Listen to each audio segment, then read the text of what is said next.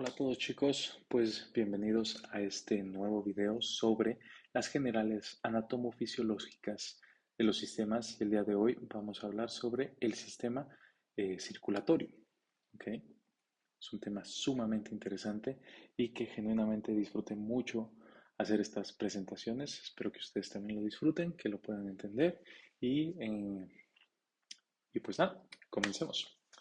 Pues el aparato circulatorio va a constar de una bomba, tuberías y líquido, siendo así el corazón, los vasos sanguíneos, los vasos linfáticos y la sangre. Y de aquí van a surgir dos sistemas que vale mucho la pena separarlos y estudiarlos minuciosamente para que podamos entender su fisiología.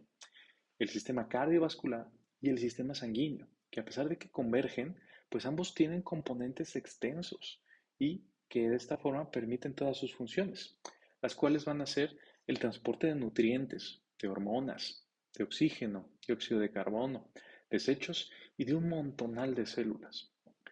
Protección mediante la inflamación, los anticuerpos, los leucocitos, proteínas y factores de coagulación. Y la regulación de sustancias por capilares, amortiguación del pH sanguíneo y mantenimiento o pérdida de calor. Entonces también son funciones reguladoras muy importantes. Y entonces vamos a comenzar señalando que la sangre va a estar compuesta en un 55% del plasma, un 1 o menos del 1% de glóbulos blancos, ¿ok? Que son las capas leucocitarias, ¿no? Leucocitos y trombocitos. Y un 45% aproximadamente de eritrocitos, ¿no? Lo que conocemos como glóbulos rojos. A estos 46% aproximado le vamos a llamar elementos formes, ¿ok? Mientras que es plasma es la porción líquida en sí de toda la composición sanguínea. Ahora, si nosotros lo metemos en una centrifugadora, pues en realidad vamos a estar distinguiendo pues estos tres compuestos de la sangre, ¿ok? Dicho esto, pues estos elementos formes en realidad van a atribuir a la sangre una consistencia no precisamente de agua, sino una consistencia más equiparable al aceite, ¿ok? Hablando en cuestión de densidades y de una palabra muy importante, viscosidad.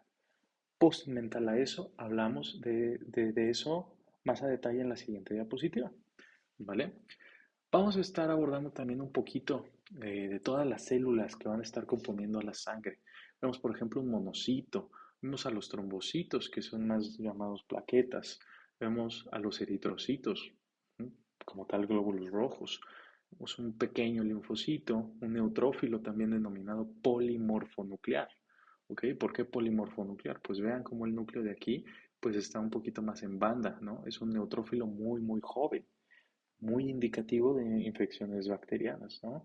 Cuando nuestro sistema inmunológico detecta bacterias, pues tiene que mandar un montón de neutrófilos que son encargados de luchar contra las bacterias, bueno, entre muchos, muchos son encargados de luchar contra las bacterias, pero los neutrófilos tienen una gran proporción en nuestro sistema inmunológico y entonces van a ser de los primeros que lleguen a estas bacterias.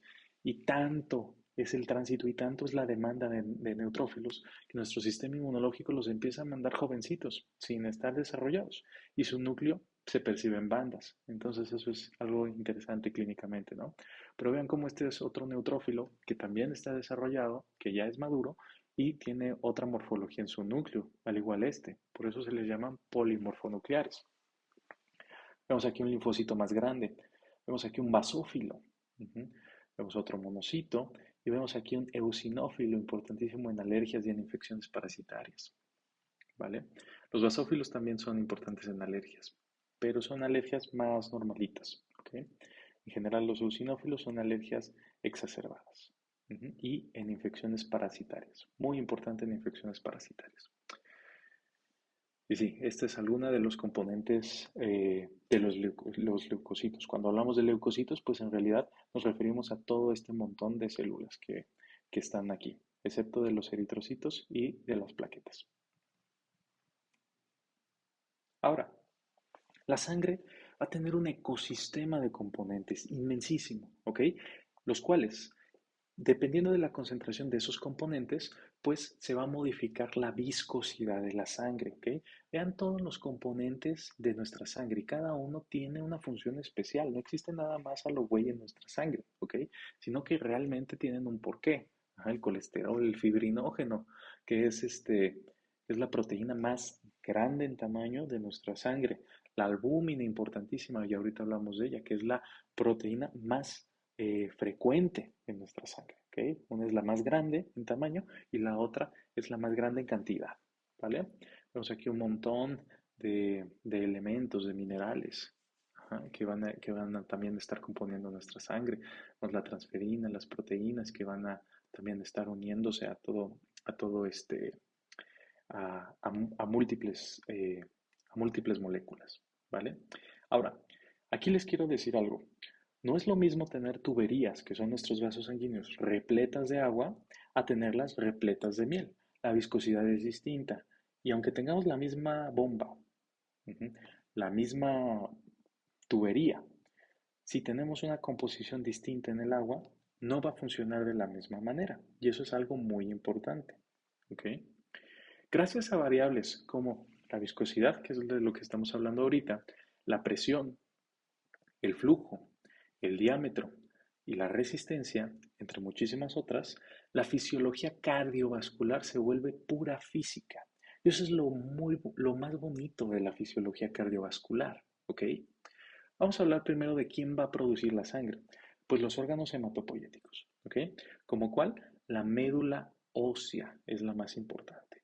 Si alguien les llega a preguntar quién produce la sangre y entre las opciones está médula ósea, ustedes tienen que poner sí o sí médula ósea. La médula ósea la encontramos en huesos, típicamente huesos largos, pero también nuestras vértebras pueden ser hematopoyéticas y nuestro esternón también. ¿Ok? Son algunas excepciones. Ujú. El hígado, que se vuelve el principal órgano hematopoyético durante la etapa embrionaria. ¿Ok?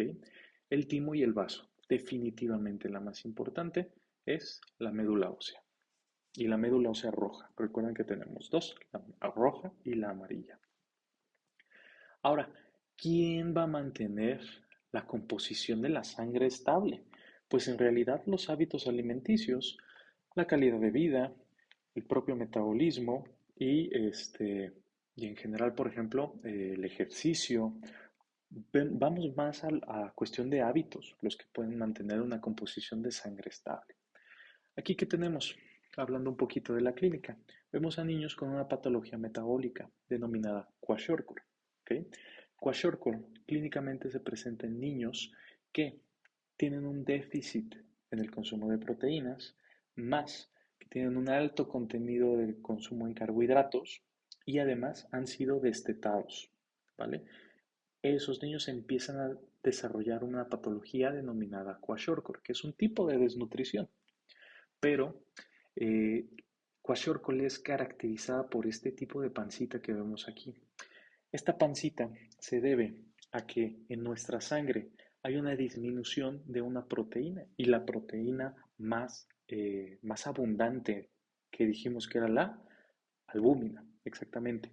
Hay una deficiencia de albúmina y eso modifica el gradiente de líquido que hay dentro de nuestras venas y dentro de nuestras arterias y hace que más líquido se vaya hacia la cavidad peritoneal y eso nos da esta manifestación que se conoce como una acumulación de líquido. ¿Cómo se llama eso? Asitis.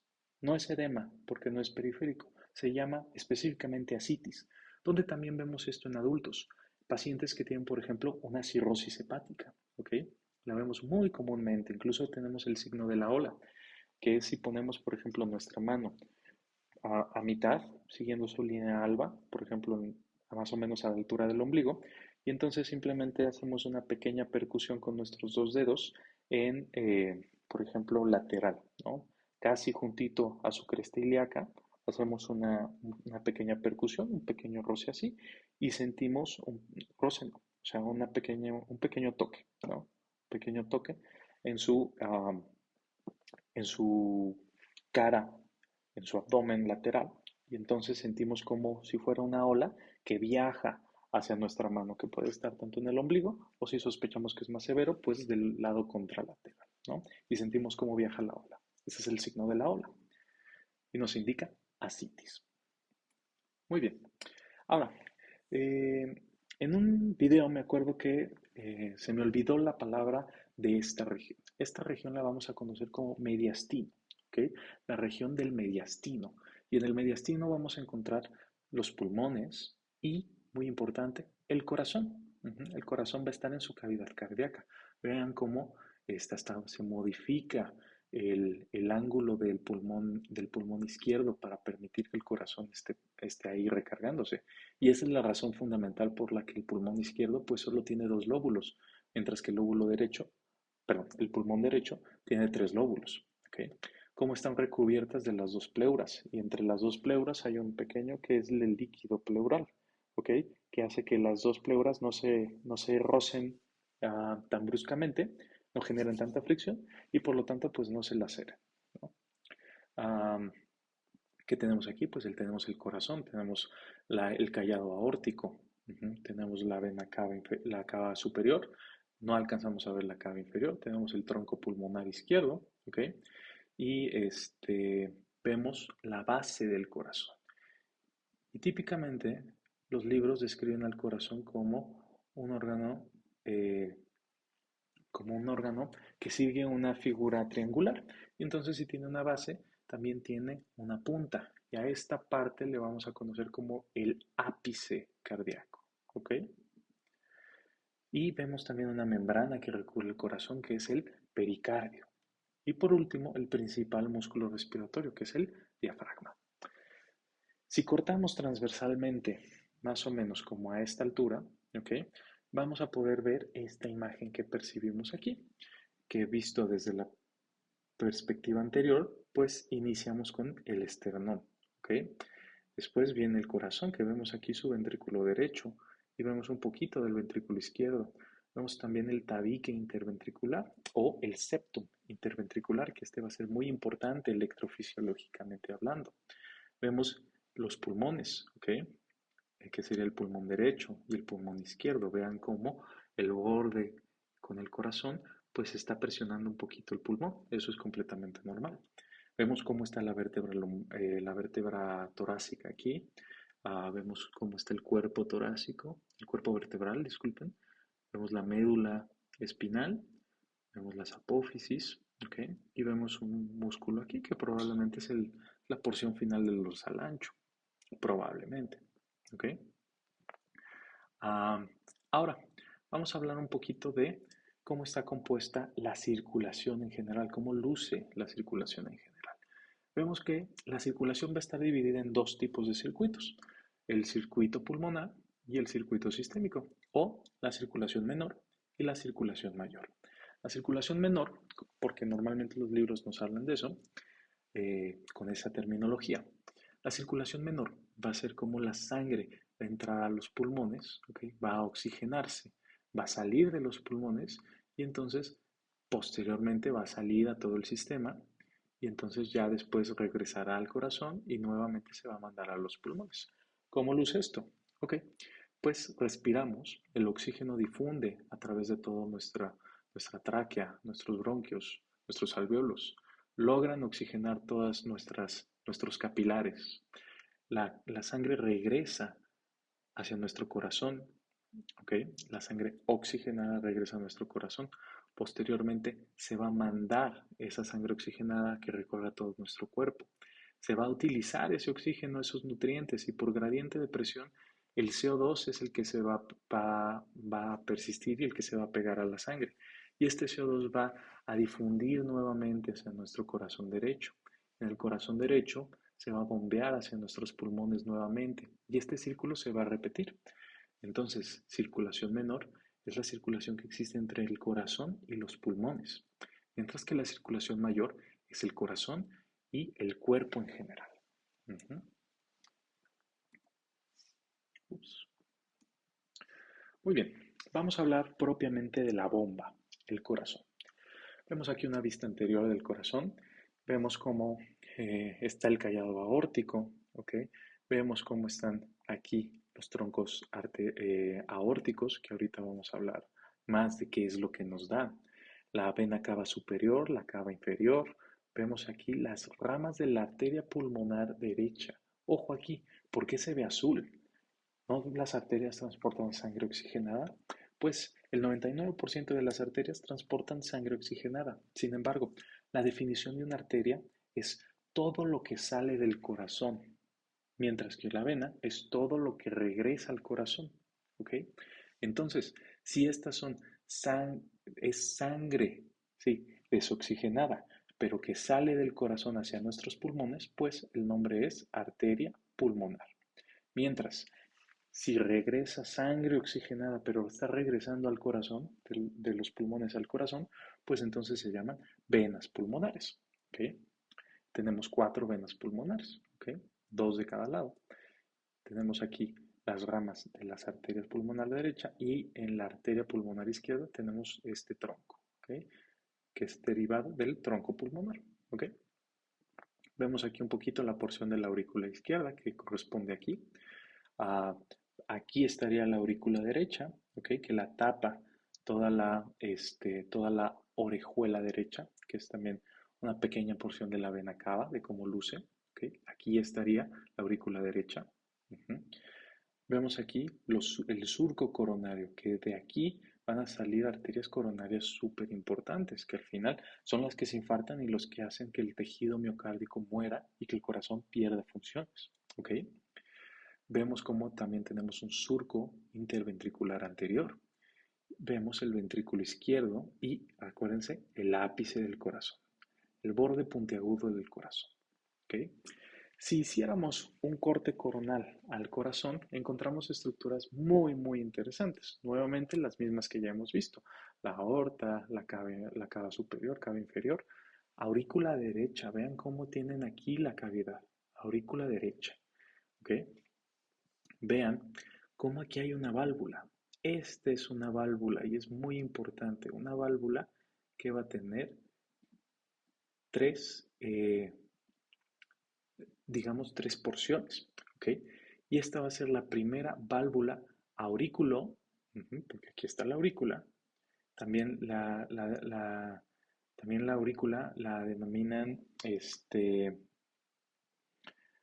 tiene otro nombre, también se refieren a las aurículas. Ahorita nunca me he familiarizado con ese nombre. Atrio, ¿ok? También le denominan atrio a las aurículas. Es exactamente lo mismo. Y esta válvula es aurículo-ventricular porque separa la porción auricular del ventrículo, ¿ok? Y como tiene 3 porciones, esta es la válvula tricúspide, ¿ok?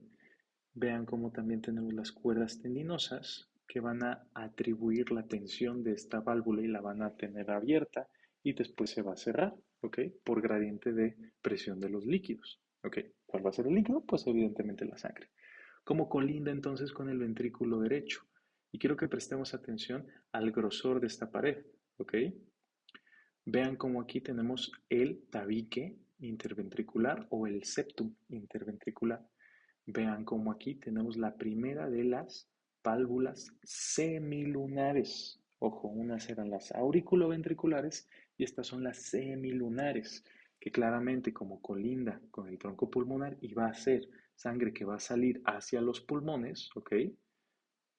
Recordemos, esta es la arteria pulmonar porque todo lo que sale del corazón se denomina arteria. ¿Ok? Esta se llama válvula pulmonar. Es la primera de las semilunares. ¿Ok? Entonces aquí saldría sangre hacia nuestros pulmones y posteriormente van a regresar hacia nuestro corazón.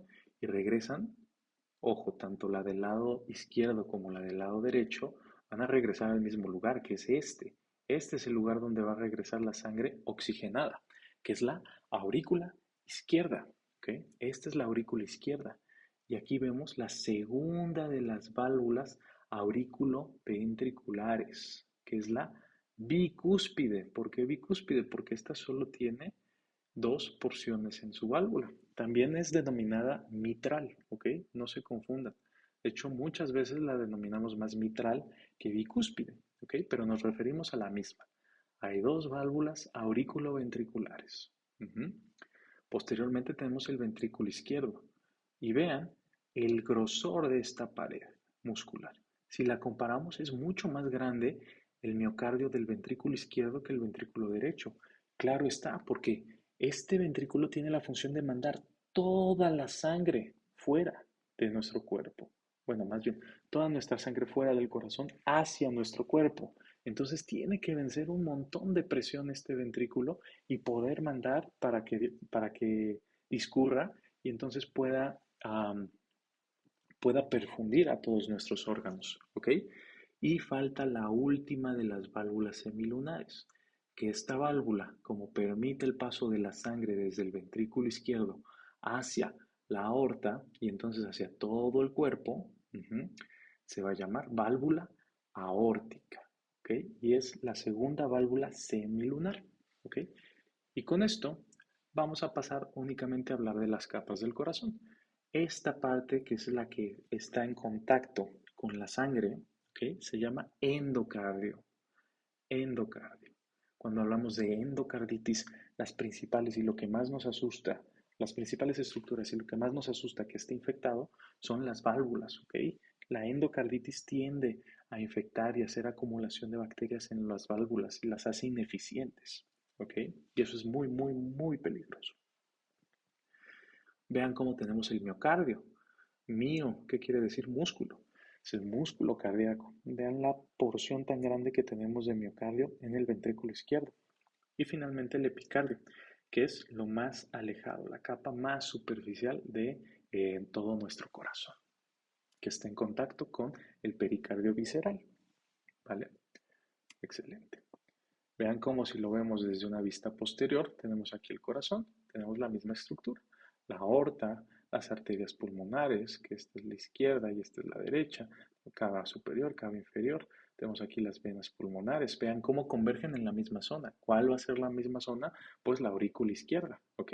Y esta es la aurícula derecha, esta está aquí, ¿ok? Y la aurícula izquierda está aquí, ¿vale?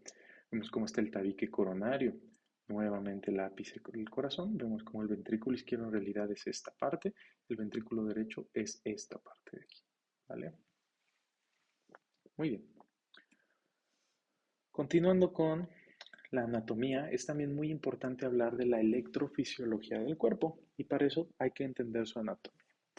Vemos que todo lo que estamos viendo aquí son en realidad proyecciones del sistema nervioso periférico, ¿ok? Son nervios que están adentro de nuestro corazón. ¿Qué tenemos aquí? Tenemos el marcapasos cardíaco llamado nodo sinusal, ¿ok? Nodo SA. Este es el marcapasos cardíaco. Este es el principal que está todo el tiempo diciendo late, late, late, late durante 70 veces en un minuto, ¿ok? Típicamente.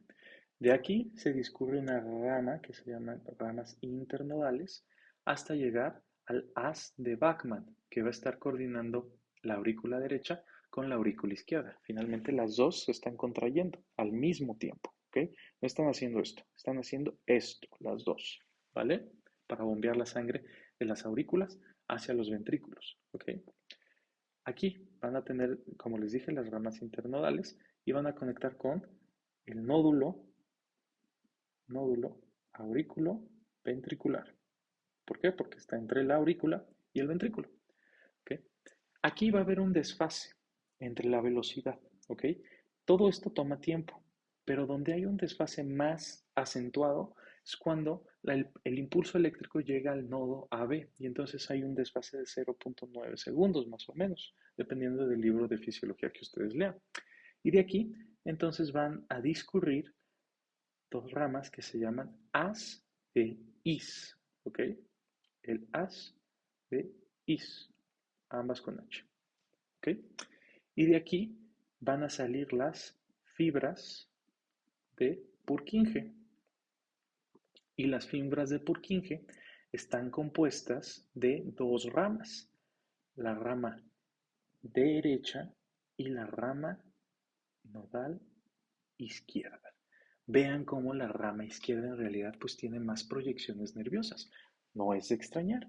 Recordemos, a mayor músculo pues va a tener una mayor inervación y en este caso vemos que es cierto. El conocimiento de Estos componentes eléctricos del corazón son muy importantes para ayudarnos a entender una herramienta que de verdad diariamente salva muchísimas vidas, que es el electrocardiograma. El electrocardiograma va a permitir estudiar cómo luce la electricidad adentro del corazón, si hay algo que está fallando, ¿ok? Si por ejemplo el ventrículo izquierdo se adelgazó y en realidad el ventrículo derecho se engrosó, ¿ok? Si un ventrículo se adelgazó, pues vamos a ver un comportamiento distinto en la electricidad, por ejemplo, en el QRS, ¿ok? Lo mismo, si se ensanchó muchísimo, pues quizás vemos una prolongación del QRS, ¿vale? En general, muchísimas patologías, ¿ok? Si hay un síndrome de preexcitación cardíaca, ¿no? Si hay un Wolff-Parkinson-White, si hay algún tipo de arritmia, ¿ok? Quiere decir que en realidad no está coordinado y cada quien está haciendo lo que quiere.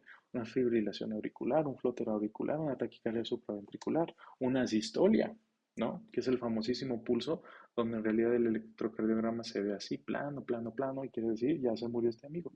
Sí, ojo, siempre que han visto que en alguna serie médica o lo que sea, en una línea plana, que es una asistolia, no hay sístole, no hay contracción cardíaca, eso es lo que nos quiere decir, y ven que desfibrilan, ojo despejen, que no sé qué, eso es irreal.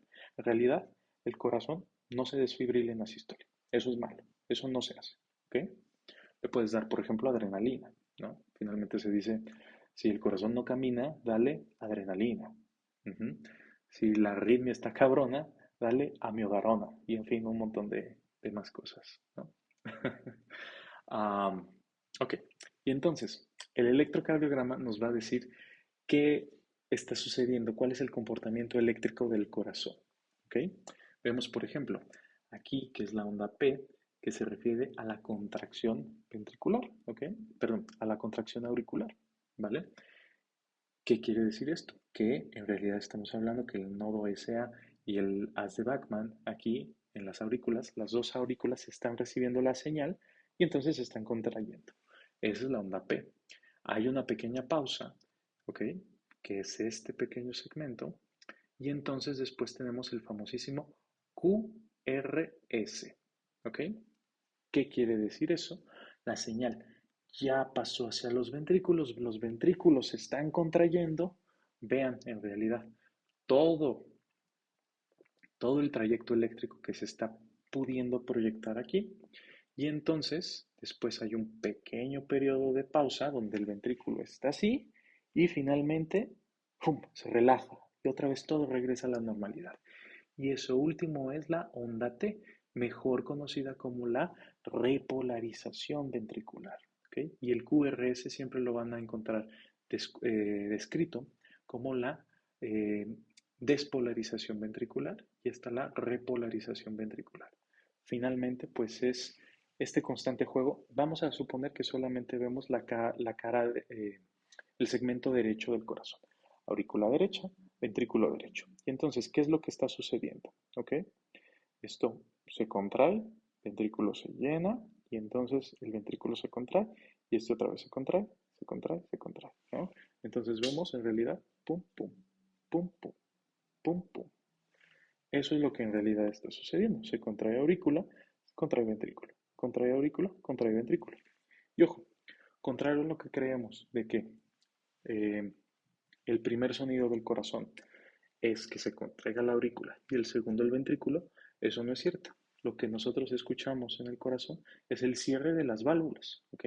Cuando se cierran las auriculoventriculares que se cierran al mismo tiempo, es el primer sonido cardíaco. Y cuando se cierran las semilunares, que son al mismo tiempo, es el segundo sonido cardíaco, ¿vale? Y bueno, esto lo podemos ver durante varios segundos y además de eso, durante varias caras del corazón, porque entonces existen las derivaciones y vemos cómo la electricidad se comporta de formas distintas y en realidad lo que estamos viendo es la parte derecha o estamos viendo la parte izquierda. El de la electricidad pues debe de ir desde aquí hasta acá. Es lo normal. Por eso la derivación de 2 es la más acertada para leer el corazón, ¿ok? Y bueno, más cosas, pero es algo muy, muy, muy interesante que se vuelve la electrofisiología. Y como estudiante de medicina, o amas la electrofisiología o la terminas odiando. Y la lectura del electrocardiograma es sumamente interesante. Si les interesa, déjenme un comentario y con todo gusto les puedo grabar un video, chicos. Ahora, ya hablamos del corazón. Vamos a ver una pequeña introducción también a las tuberías. ¿Ok? Las tuberías. Vean cómo en realidad toda la red capilar del corazón es inmensísima. ¿Ok? No solamente tenemos las coronarias, ¿ok? Sino que también tenemos un montón de arteriolas. Esta también es una arteria muy importante. Eh, Como en realidad tenemos un montón de capilares y un montón de estructuras vasculares dentro de nuestro corazón. ¿Ok? No podemos permitirnos que una parte del corazón se quede sin una irrigación. Entonces ahí tendremos un infarto. ¿Ok? Y muy bien, vemos por ejemplo también el corazón cómo tiene porciones grasas. ¿Ok? Esto lo hacen por dos razones. Número uno, para también tener un suministro nutricional, ya que el corazón bioquímicamente, su energía proviene de los lípidos, no proviene de la glucosa. No podemos hacer el corazón susceptible a los niveles de glucemia. De lo contrario, pues tendremos variables muy drásticas. Eh, el 80% de la energía que el corazón tiene lo extrae de los lípidos, ¿vale? Y también como un tipo de protección, ¿ok? Eso quiere decir que el corazón es susceptible a los cambios en el peso, ¿ok? Y a los cambios alimenticios. El corazón de una persona con obesidad, pues más o menos luce similar a este. Y eso es peligroso. Vean cómo en una imagen cadavérica, pues podemos también ver la vascularidad del corazón, que es sumamente interesante. Este video lo voy a concluir una vez que terminemos de hablar de las generalidades de las arterias y de las venas, ya que es bastante contenido para hablar en un solo video. ¿Ok? Los vasos sanguíneos van a ser venas y arterias, pero dentro de ellos también hay una división, dependiendo de su tamaño y de su grosor. Por ejemplo, tenemos las venas grandes, que vean la porción de luz, vean la porción de las túnicas, porque también van a tener tres tipos de túnicas, la túnica externa, la media y la interna, que la interna tiene dos composiciones. Vean cómo tiene un vaso vascular para poder que permanezcan con vida todos estos tejidos. Y cómo tienen un nervio, ¿para qué? Para poder modificar la luz, ¿ok? Es distinto tener una luz de esta forma que tener una luz un poquito más grande. Y esos son los diámetros. Tanto las venas como las arterias, sobre todo las arterias, son susceptibles a los fenómenos de vasoconstricción y vasodilatación. Y ese es uno de los factores más importantes, por no decir el más importante, que regula la tensión arterial. Tensión arterial. Tenemos las venas medias, que vean que estas tienen una estructura muy particular, que son las válvulas satelitales. Esto lo hace porque las venas van a cargar una gran cantidad de sangre, van a tener la función también de ser un almacén de sangre. Y entonces, en los miembros inferiores, por ejemplo, una vena safena, pues lo que tiene que tener para vencer la gravedad y no permitir que la sangre de aquí todo el tiempo esté discurriendo y se acumulen, por ejemplo, en nuestros pies, pues tienen algunas válvulas. Conforme avanza nuestra edad y conforme tenemos algunos malos hábitos, como el estar mucho tiempo parado, mucho tiempo sentado, mucho sedentarismo, una mala higiene venosa, pues en general estas válvulas se hacen insuficientes, ¿no? Y también tenemos las vénulas, que son las venas más pequeñas antes de llegar a los capilares, ¿ok? Las vénulas respetan en general,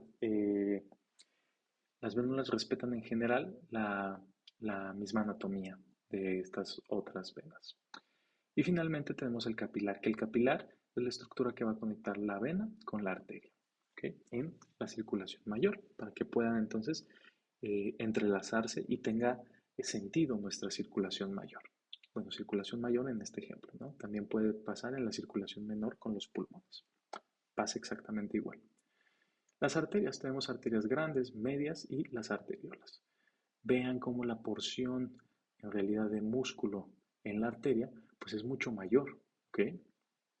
También tienen vaso. Recuerden que las arterias van a ser las más susceptibles a cambiar de diámetro por vasoconstricción y vasodilatación, dependiendo de las necesidades del cuerpo, ¿ok? O de las circunstancias externas.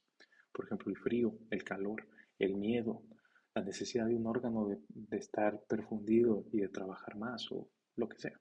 ¿Ok? La arteria de conducción, que son las arterias medias, y finalmente las arteriolas, que estas son las principales que van a estar regulando la tensión arterial. Qué mal escribo. Tensión arterial. ¿Ok?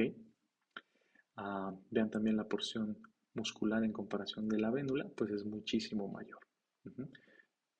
Una arteriola, por ejemplo, muy importante, pues es la arteriola aferente o eferente que se encuentran en los riñones, específicamente en los glomérulos renales. Y finalmente el capilar. Ahí es donde interactúan esas dos, la vénula, la arteria, cómo se vuelven capilares y entonces pueden difundir los gases importantes entre una y otra y el medio externo, ¿no?